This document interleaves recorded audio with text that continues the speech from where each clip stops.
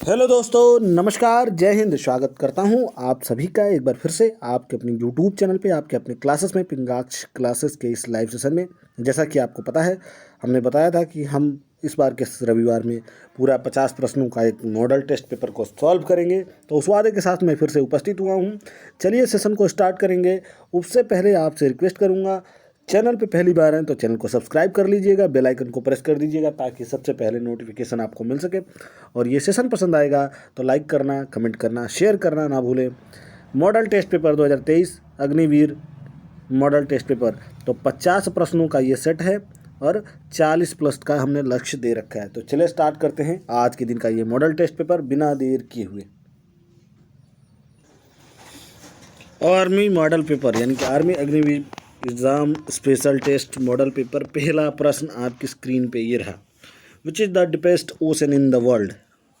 दुनिया का सबसे गहरा सागर कौन सा है? बहुत ही इंपॉर्टेंट क्वेश्चन और बहुत ही शानदार क्वेश्चन के साथ शुरुआत। विच is the deepest ocean in the world? दुनिया का सबसे गहरा सागर कौन सा है? ऑप्शन आपके सामने दे रखा है। ए हिंद महासागर यानी कि इंडियन ओशन, बी अटलांटिक महासागर यानी कि अटलांटिक ओशियन, सी पैसिफिक ओशियन यानी कि प्रशांत महासागर, और डी अरेबियन सागर यानी कि अरब सागर। तो सही आंसर है आपका ऑप्शन सी, प्रशांत महासागर। जिन लोगों ने भी मार्क किया होगा बिल्कुल करेक्ट है। बहुत ही शानदार ये क्वेश्चन है। बढ़ता हूँ मैं दूसरे प्रश्न की तरफ। What is the term for a member of Rajya Sabha? Rajya Sabha के एक सदस्य का कार्यकाल कितना होता है? बहुत इंपॉर्टेंट क्वेश्चन है, मुझे लगता है आप सभी को पता होगा। फटाफट कमेंट बॉक्स में आंसर दीजिएगा। ऑप्शन ए 5 वर्ष, 2 4 वर्ष, सी ऑप्शन बी 4 वर्ष, ऑप्शन सी 2 वर्ष और ऑप्शन डी 6 वर्ष। तो सही आंसर है ऑप्शन डी 6 वर्ष। जिन लोगों ने भी मार्क किया होगा बिल्कुल करेक्ट है। बढ़ता हूँ मैं तीसरे प्रश्न की तरफ। Who was the first Indian to be appointed President of the International Court of Justice? अंतर्राष्ट्रीय न्यायालय के अध्यक्ष नियुक्त किए जाने वाले पहले भारतीय कौन थे? Option A Nagendra Singh, B Bhagat Singh, C doctor Hardayal और डी इनमें से कोई नहीं। तो सही आंसर है ऑप्शन ए नागेंद्र सिंह। बिल्कुल करेक्ट है आपका ऑप्शन ए। चलिए बढ़ता हूँ मैं चौथे प्रश्न की तरफ। ये रहा चौथा प्रश्न। Which day is observed as human right day? कौन सा दिन मानव अधिकार दिवस के रूप में मनाया जाता है? कौन सा दिन मानव अधिकार दिवस के रूप में मनाया जाता है? ऑप्शन देखिए। ए 24 अक्टूबर, बी 4 जुलाई, सी 10 दिसंबर और डी इनमें से कोई नहीं यानी कि none of these.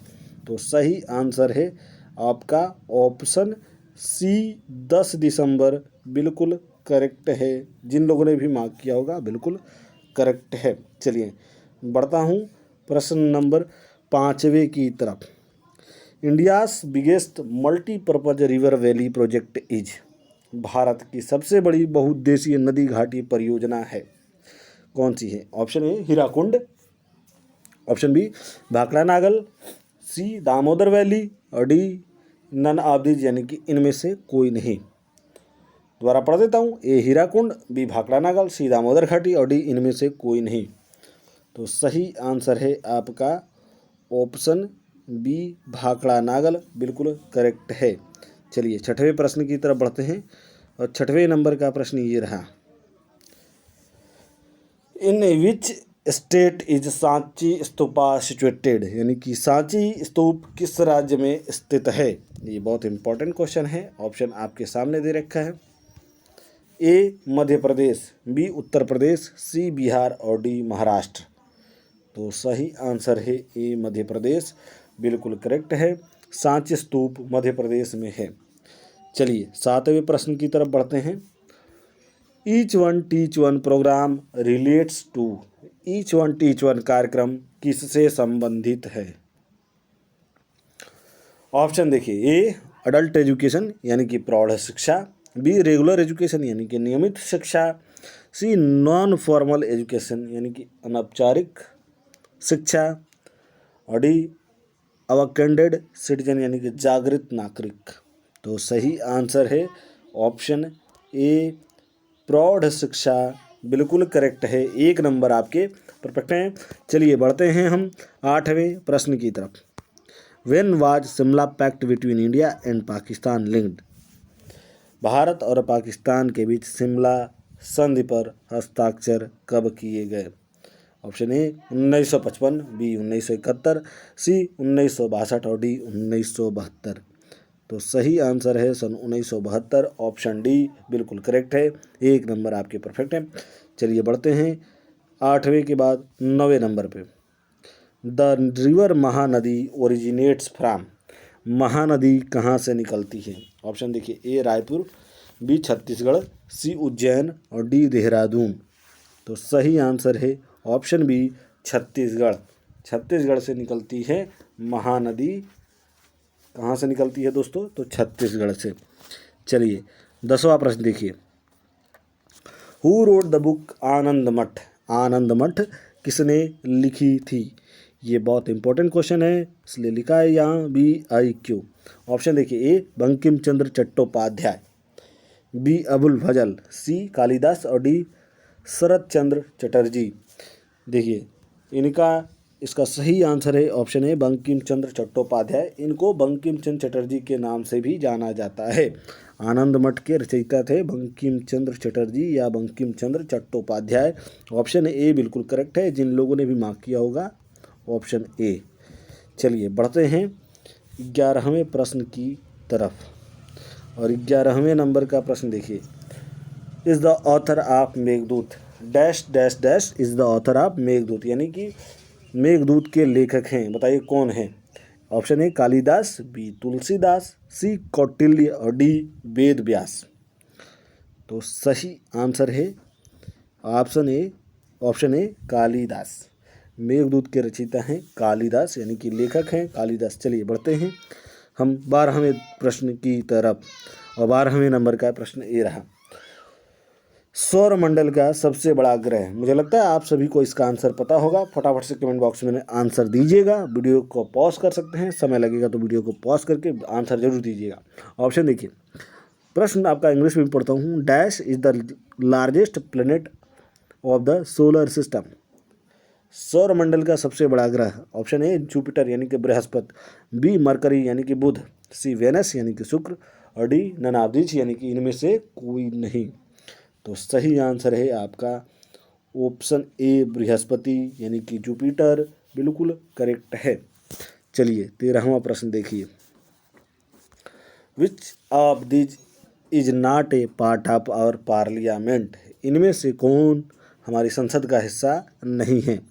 Option A president यानी कि अध्यक्ष, बी लोकसभा, सी चीफ जस्टिस यानी कि मुख्य न्यायाधीश और डी इनमें से कोई नहीं। तो सही आंसर है आपका ऑप्शन सी चीफ जस्टिस, बिल्कुल करेक्ट है, मुख्य न्यायाधीश। चलिए 14वां प्रश्न देखिए। Where did Ashoka fight his last battle? Ashoka ने अपनी आखिरी लड़ाई कहाँ लड़ी थी? और मुझे लगता है आप सबको इसका आंसर पता होगा, कमेंट बॉक्स में बताइए। Option A Malaya, B Kalinga, C Kochi और डी इनमें से कोई नहीं। दोबारा पढ़ देता हूँ, मलाया, कलिंगा, कोच्चि, इनमें से कोई नहीं। सही आंसर है कलिंग। कलिंग में अशोक ने अपनी आखिरी लड़ाई लड़ी थी। चलिए 15वां प्रश्न देखते हैं। Gautam Buddha was born in? Gautam Buddha का जन्म कब हुआ था?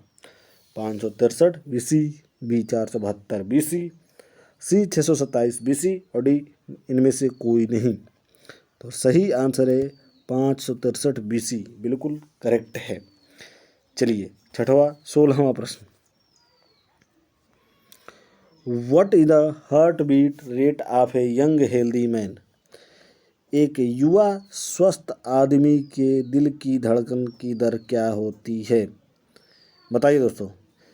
एक बार ए 50 टाइम्स यानी 50 बार, बी 72 बार, सी 108 बार और डी 60 से 100 पर मिनट। तो सही आंसर है ऑप्शन डी 60 से 100 पर मिनट के बीच एक युवा स्वस्थ व्यक्ति की दिल धड़कता है, यानी कि दिल की धड़कन होती है। चलिए हम देखेंगे नेक्स्ट प्रश्न यानी कि 17वां प्रश्न। ब्रेन इज रिस्पॉन्सिबल फॉर, मस्तिष्क का क्या कार्य है? Option A thinking, B balancing the body यानी कि शरीर का संतुलन बनाए रखना, सी ए और बी दोनों, और डी केवल ए। सही आंसर है ऑप्शन आपका सी, बिल्कुल करेक्ट है। ए और बी दोनों यानी कि सोचना और शरीर के संतुलन को बनाए रखना, ये हमारे ब्रेन का कार्य होता है, यानी मस्तिष्क का कार्य होता है। चलिए 18वां प्रश्न देखिए। ब्लड इज प्यूरिफाइड बाय, रक्त से शुद्ध होता है, बताइए क्या शुद्ध होता है? ए फेफड़े, रक्त किससे शुद्ध होता है तो वो पूछ रहा है, ऑप्शन दे रखा है फेफड़े, हृदय, गुर्दा, उपयुक्त सभी। तो सही आंसर है option D all of the above, यानी कि उपयुक्त सभी, इन सभी से शुद्ध होता है। चलिए 19वां देखिए। Dash is use to in dash is use in thermometer to show the temperature, तापमान दिखाने के लिए थर्मामीटर में डैश का प्रयोग किया जाता है, बताइए किस चीज़ का प्रयोग होता है? ए लीड, बी मरकरी यानी कि पारा, सी सिल्वर यानी कि चांदी, और डी नन ऑफ दीज। तो सही आंसर है ऑप्शन बी पारा, बिल्कुल करेक्ट है, मरकरी यानी कि पारा। ये बहुत इंपॉर्टेंट क्वेश्चन है। चलिए बढ़ते हैं हम अगले प्रश्न की तरफ। Which of the following set of animals are cold blooded, इनमें से किन जानवरों के समूह का खून ठंडा होता है? Option A crow, earthworm frog यानी कि क्रो कछुआ मेढक, बी फ्रॉग क्रो वेल यानी कि मेढक, क्रो और वेल, सी पेंजियम सैलमेंडर मंकी, पेंगुइन सैलमेंडर बंदर, डी रोहू फ्रॉग कोबरा। तो सही आंसर है ऑप्शन डी रोहू फ्रॉग कोबरा यानी कि रोहू, मेंढक और कोबरा। चलिए 21वां प्रश्न देखिए। सोलर एलिस्क एक्लिप्स अकर्स व्हेन, सूर्य ग्रहण होता है जब पृथ्वी सूर्य और चंद्रमा के बीच आती है, या चंद्रमा सूर्य और पृथ्वी के बीच आता है, सी संकट के दौरान, और डी सूर्य चंद्रमा और पृथ्वी के बीच आता है। सही आंसर है आपका ऑप्शन बी, चंद्रमा सूर्य और पृथ्वी के बीच जब आता है तो सूर्य ग्रहण होता है। Moon comes between sun and earth, option B बिल्कुल करेक्ट है। चलिए बढ़ते हैं 22वें प्रश्न की तरफ। ये रहा आपकी स्क्रीन पे। Good conductor of electricity is, बिजली का अच्छा सुचालक कौन है? ए ग्लास यानी कि कांच, बी पेपर यानी कि कागज, सी कॉपर यानी कि तांबा, और डी वाटर यानी कि पानी। तो सही आंसर है कॉपर यानी कि तांबा, ऑप्शन सी बिल्कुल करेक्ट है। आपका 1 नंबर परफेक्ट है। मैं बढ़ता हूँ 23वें प्रश्न की तरफ। Beriberi is caused due to deficiency of vitamin, beriberi किस विटामिन की कमी के कारण होता है? दोबारा पढ़ता हूँ। बेरी बेरी किस विटामिन की कमी के कारण होता है? ऑप्शन देखिए, A vitamin A, B vitamin B, C vitamin C, और डी विटामिन डी। सही आंसर है आपका ऑप्शन बी, बेरी बेरी और विटामिन बी की कमी के कारण होने वाला रोग है। विटामिन बी की कमी होती है तो बेरी बेरी रोग होता है। चलिए बढ़ते हैं हम 24वें प्रश्न की तरफ। एटीपी क्या है? Option A adenosine tetraphosphate, B adenine triphosphate, C adenosine triphosphate, D इनमें से कोई नहीं। तो सही आंसर है आपका ऑप्शन बी एडेनिनाइन ट्राईफास्फेट, बिल्कुल करेक्ट है। चलिए 25वें नंबर के प्रश्न की तरफ चलते हैं। और ये रहा ये 25वें नंबर का प्रश्न आपकी स्क्रीन पे। Which law was stated by Ernst Hückel, इनमें से कौन सा नियम अंश हैकेल द्वारा किया गया था? ए ऑप्शन देखिए, लॉ ऑफ इनहेरिटेंस यानी कि वंशागति का नियम, द बायोजेनेटिक लॉ बायोजेनेटिक का नियम, लॉ ऑफ डोमिनेंस प्रभुत्व का नियम, लॉ ऑफ सेग्रीगेशन यानी पृथक्करण का नियम। तो सही आंसर है आपका बायोजेनेटिक का नियम, ऑप्शन बी बिल्कुल करेक्ट है। चलिए बढ़ते हैं हम नेक्स्ट प्रश्न की तरफ। 26वां नंबर का प्रश्न, melting point of ice is, बर्फ के पिघलने का तापमान 100 degree Celsius, option B 4 degree Celsius, option C 0 degree Celsius और डी 5 डिग्री सेल्सियस। तो सही आंसर है ऑप्शन सी 0 डिग्री सेल्सियस, बिल्कुल करेक्ट है। जिन लोगों ने भी मार्क किया होगा ऑप्शन सी 0 डिग्री सेल्सियस। चलिए 27वां प्रश्न देखिए, haemoglobin is found in, haemoglobin किस में पाया जाता है? ऑप्शन ए वीन यानी कि नस, बी यूरिन यानी कि मूत्र, सी ब्लड यानी कि रक्त और डी एड्स। तो सही आंसर है आपका ऑप्शन सी, रक्त में पाया जाता है हीमोग्लोबिन। चलिए 28वां प्रश्न, the nucleus of an atom consist of, एक परमाणु के नाभिक में क्या होते हैं? ऑप्शन ए इलेक्ट्रॉन और न्यूट्रॉन, बी इलेक्ट्रॉन और प्रोटॉन, सी प्रोटॉन और न्यूट्रॉन और डी केवल न्यूट्रॉन। सही आंसर है प्रोटॉन और न्यूट्रॉन, ऑप्शन सी बिल्कुल करेक्ट है। जिन लोगों ने भी मार्क किया होगा बिल्कुल करेक्ट है। परमाणु के नाभिक में होते हैं प्रोटॉन और न्यूट्रॉन। चलिए 29वां प्रश्न देखेंगे, a mixture of metal dissolved in mercury is known as, पारे में मिले धातुओं के मिश्रण को कहते हैं अमलगम यानी कि पारद धातु मिश्रण, बी एलॉय यानी कि मिश्रातु, सी मरकरी साल्ट यानी कि पारा नमक और डी सॉल्यूशन यानी कि विलियन। तो सही आंसर है आपका पारद धातु मिश्रण, ऑप्शन ए बिल्कुल करेक्ट है। अमलगम कहते हैं पारे में मिले धातुओं के मिश्रण को। चलिए 30वां प्रश्न, the formula of ammonium chloride is, ammonium chloride का सूत्र है NH4Cl, option B NH4Cl2, option C NHCl2, option D NH4Cl4। तो सही आंसर है आपका ऑप्शन ए NH4Cl, बिल्कुल करेक्ट है, अमोनियम क्लोराइड का सूत्र है। चलिए 31वां प्रश्न देखते हैं, रस्टिंग ऑफ आयरन इज, लोहे में जंग लगना क्या है? ऑप्शन ए फिजिकल चेंज यानी कि भौतिक परिवर्तन, बी केमिकल चेंज यानी कि रासायनिक परिवर्तन या बदलाव, C biochemical change, D electrochemical change यानी कि विद्युत रासायनिक परिवर्तन। सही आंसर है आपका ऑप्शन बी केमिकल चेंज यानी कि रासायनिक बदलाव। लोहे में जो जंग लगता है उसको हम कहते हैं रासायनिक चेंज यानी कि बदलाव यानी कि केमिकल चेंज। बहुत इंपॉर्टेंट क्वेश्चन है दोस्तों। चलिए बढ़ते हैं आपके 32वें नंबर के प्रश्न पे, पेनिसिलिन इज, पेनिसिलिन क्या है? ऑप्शन ए एंटीबायोटिक दवा, बी वसा, सी एंजाइम और डी प्रोटीन। तो सही आंसर है आपका ऑप्शन ए एंटीबायोटिक दवा है penicillin.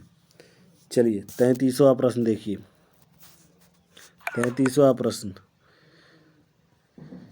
The male and female gametes in a flower are called ova and, फूल में नर और मादा के जीन को अंडाणु और डैश कहा जाता है। ऑप्शन ए जाइगोट यानी कि युग्मनज, बी पोलेन यानी कि पराग, सी पुष्प यानी कि कोषण किट और डी स्पर्म यानी कि शुक्राणु। तो सही आंसर है आपका ऑप्शन बी पोलेन, बिल्कुल करेक्ट है, पराग, पोलेन यानी कि पराग। चलिए 34वां प्रश्न देखते हैं, विच of the fundamental particle that constitute an atom other than proton and electron? कौन सा मौलिक कण जो प्रोटॉन और इलेक्ट्रॉन के अलावा परमाणु का गठन करता है?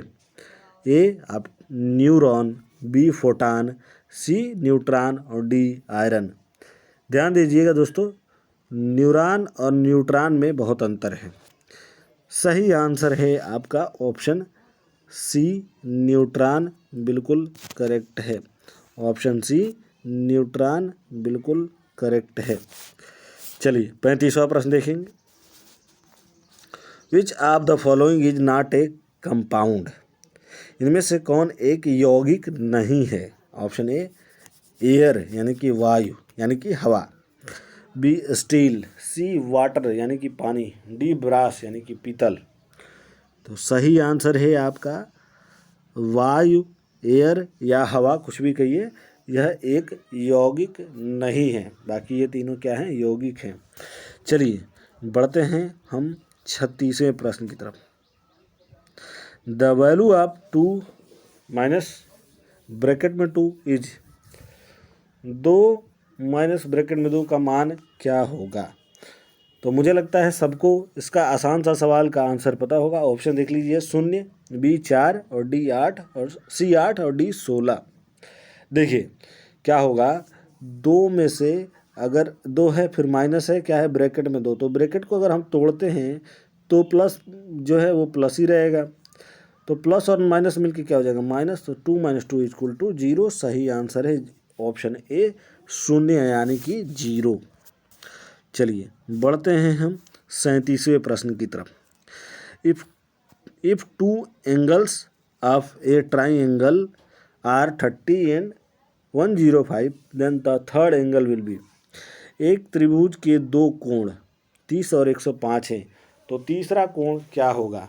बहुत ही आसान सा सवाल है, आप सभी को इसका आंसर पता होगा। बहुत ही आसान सा ये प्रश्न है। देखिए एक कोण का जो होता है पूरा 180 होता है। 180 में इन दोनों को घटाएंगे तो तीसरा निकल के आ जाएगा।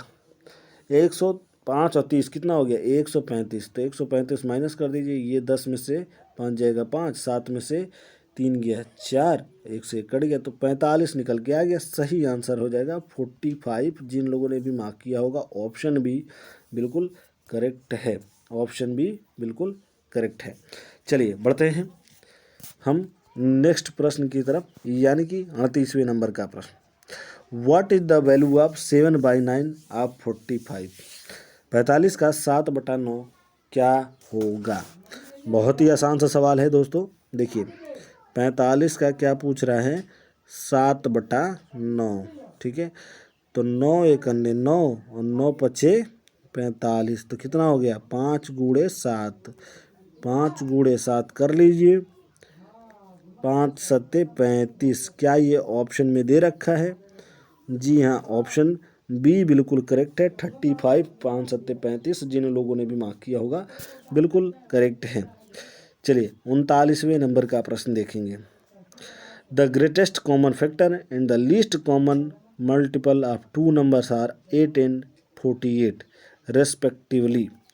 If one of this number is 24, what will be other number?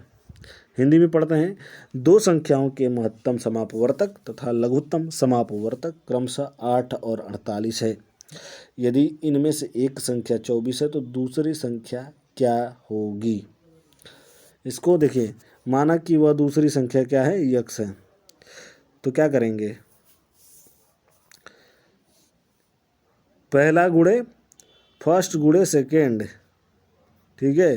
First गुणे सेकेंड और बराबर इनका एलसीएम गुणे HCF यानी कि हाईएस्ट कॉमन फैक्टर और आपका लघुत्तम समापवर्तक। तो देखिए पहला गुणे दूसरा, पहला दे रखा है 24, दूसरी संख्या हमने मान ली यस, तो 24 गुणे यक्स, ठीक। एलसीएम क्या दे रखा है? 8 गुणे 48, ठीक है। तो 8 गुणे मौसा गुणे लसा, मौसा हो गया आपका 48 गुणे 8 कर लीजिए यार। तो 24 गुणे यक्स = 8 × 48, ठीक है। तो क्या हो जाएगा, यक्स की वैल्यू निकालनी है हमें। 8 इंटू 48 डिवाइडेड बाई 24, 24 के 24, 24 दूनी 48, 8 गुणे 2 यानी यक्स इक्वल टू 8 इंटू 2 तो बराबर 16। क्या 16 यानी कि 16 है हमारे आंसर में? जी हाँ, ऑप्शन सी जिन लोगों ने भी मार्क किया होगा बिल्कुल करेक्ट है। वीडियो को पॉज करके नोट कर सकते हैं, ये आपके लिए फ़ायदेमंद होगा। चलिए देखिए 44वें नंबर का प्रश्न। Find the area of a playground of 30 meter length and 20 meter breadth. 300 meter लंबाई तथा 200 मीटर चौड़ाई के खेल के मैदान का क्षेत्रफल कितना होगा? तो क्षेत्रफल निकालने के लिए क्या करेंगे, लेंथ इंटू ब्रेथ हो जाएगा क्षेत्रफल का, लेंथ यानी लंबाई गुणे चौड़ाई, क्या हो जाएगा, लंबाई गुणे चौड़ाई। तो लंबाई गुणे चौड़ाई हो जाएगा कैसे, देखिए लंबाई कितने, एल इंटू बी, लंबाई गुणे चौड़ाई। लंबाई है 300, चौड़ाई है 200, 3 दूनी 6000, 60,000, ये 3 दूनी 6 और दोनों जीरो उतर जाएगा, 60,000 मीटर स्क्वायर। ऑप्शन ए बिल्कुल करेक्ट है। ये बहुत ही आसान सा सवाल है क्षेत्रफल निकालने के लिए, लंबाई गुणे चौड़ाई। चलिए, if 8 men can do a piece of work in 15 days, then how many days could 20 men do the same work. यदि एक पुरुष एक काम को 15 दिन में कर सकते हैं तो 20 पुरुष वह काम कितने दिन में कर पाएंगे? बहुत ही आसान सा सवाल है ये। कैसे निकलेगा, m1 d1 equal to m2 d2। ठीक है, तो कैसे होगा, m1 d1, m कितना है आपका 8, कितने दिन में कर रहे हैं, 15 दिन में। ये 20 पुरुष कितने दिन में करेंगे, क्वेश्चन मार्क है। ठीक है,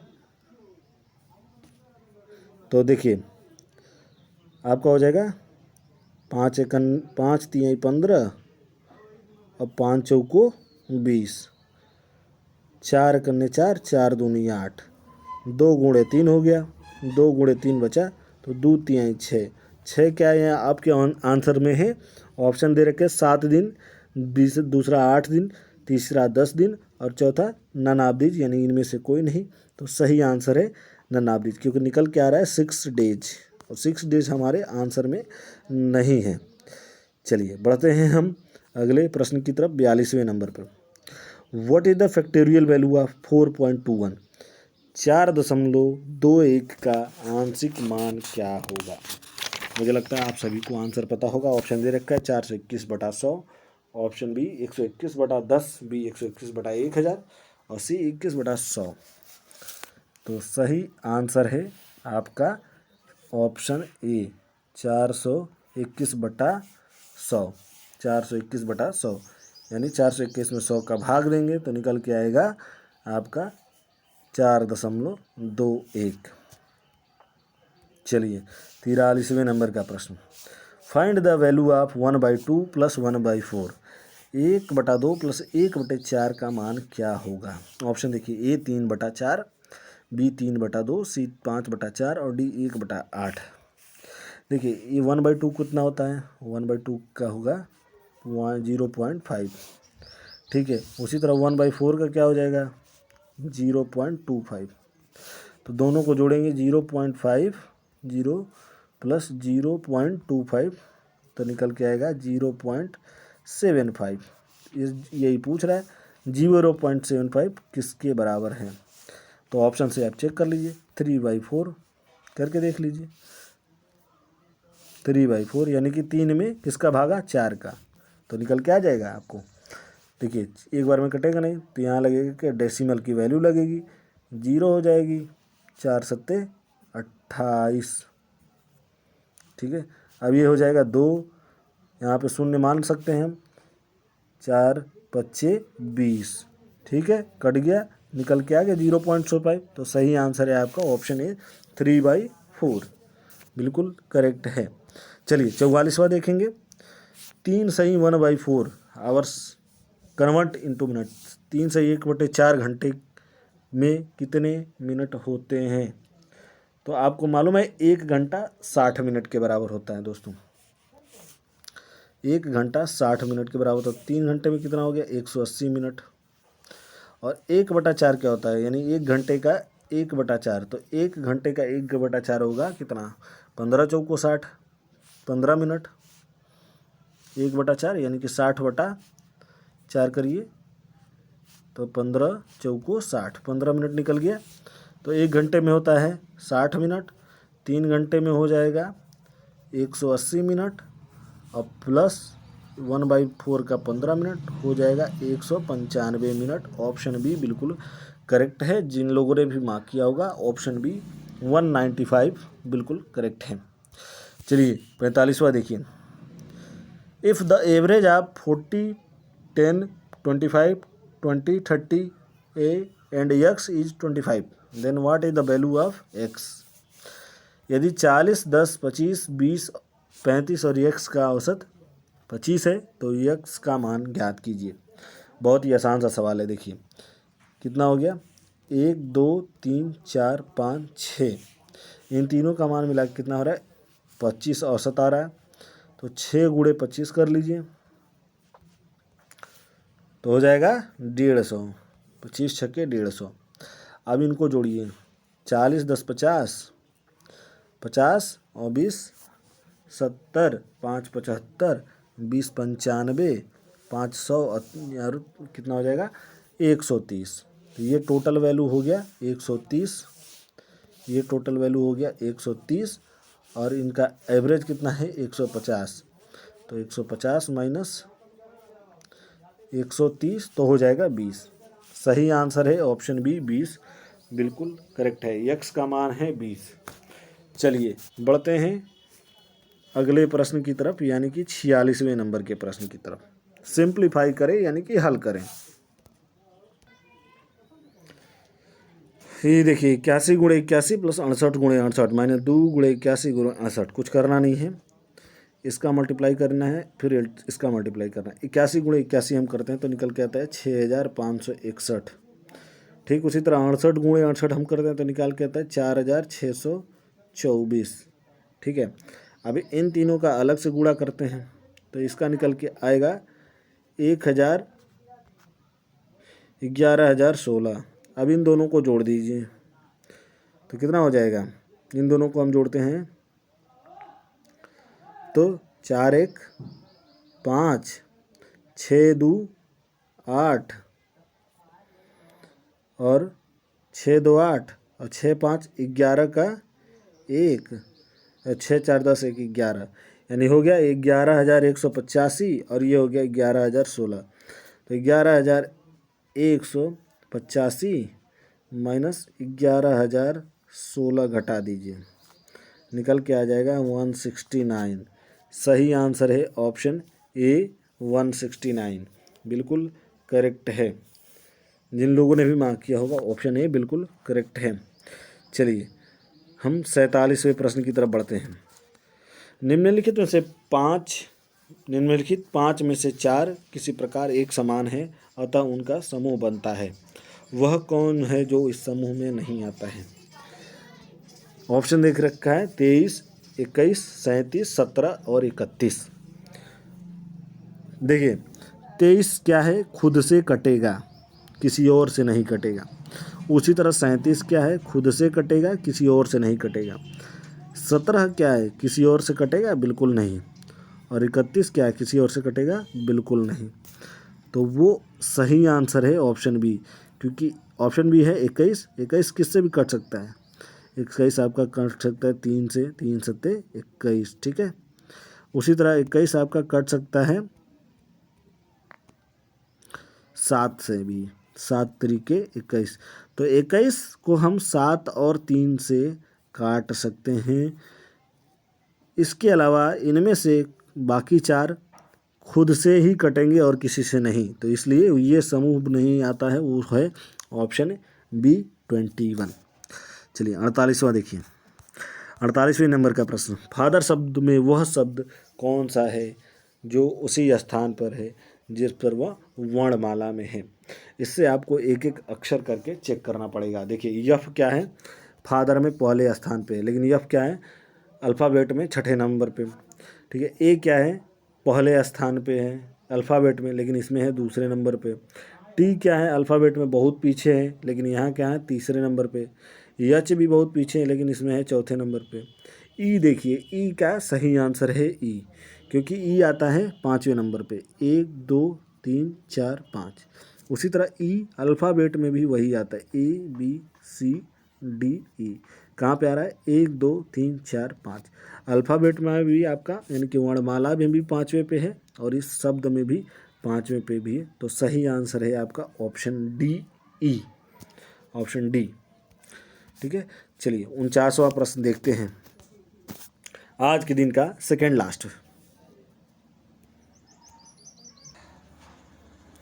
ब्लैंडिशमेंट शब्द का प्रयोग करके निम्न में से कौन सा शब्द बनाया जा सकता है। देखिए बोर्ड नहीं बनाया जा सकता क्योंकि ओ इसमें है नहीं, ठीक है।